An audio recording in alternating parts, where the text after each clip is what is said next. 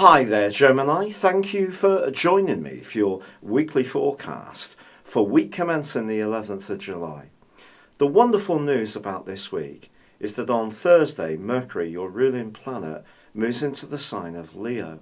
For you, this is going to activate your natural aptitude for communicating quickly, thinking on your feet, getting your mind around multiple problems in a trice, and most of all, being very fun to be with. Venus, the planet of relating, also moves into the same sector on Tuesday, and the two are going to be collaborating in the second half of this week. All this points towards a speeding up in your situation.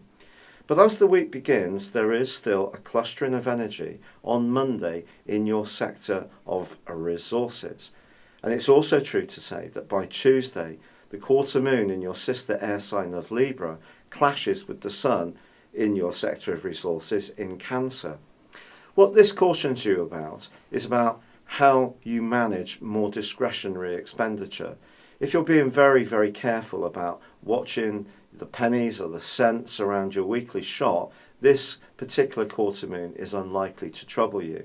If you're someone who tends to be a little bit easier going around the finances in your world, this particular aspect could see you splash out on something and then realise actually it doesn't really have much practical use, or it's money you can't really afford to spend.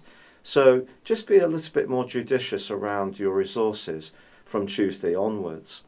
But this is also a week when from midweek the sun does forge an awesome angle to Mars. Mars is the planet of drive. It's the planet of impatience as well, of course. It's a more masculine energy. And for you at the moment, it's in a very precise area.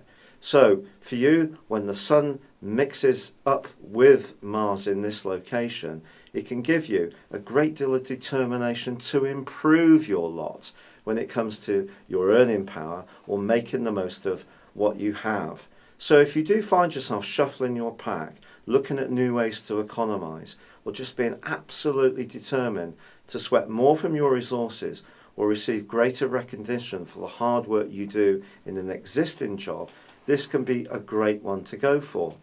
The problem is that at the same time, in the second half of this week, well, Uranus, the planet of the unexpected, clashes with the sun, and a friend could be in touch and ask for some kind of financial assistance, or perhaps your long-term plans can suddenly be altered for, especially if you have got a budget in place, can suddenly be altered by an opportunity to do something that's exciting and fun, and it may be linked to your friends, but it may see temptation creep back into the equation. Now, when it comes to your worldly interactions, Saturn, the planet of structure, which is continuing in your sector of relationships, also goes on in that square, that draining square with Neptune, which is a very interesting planetary influence. It can be joyful in terms of a spiritual awareness and be very uplifting in terms of connecting with people at an unspoken level.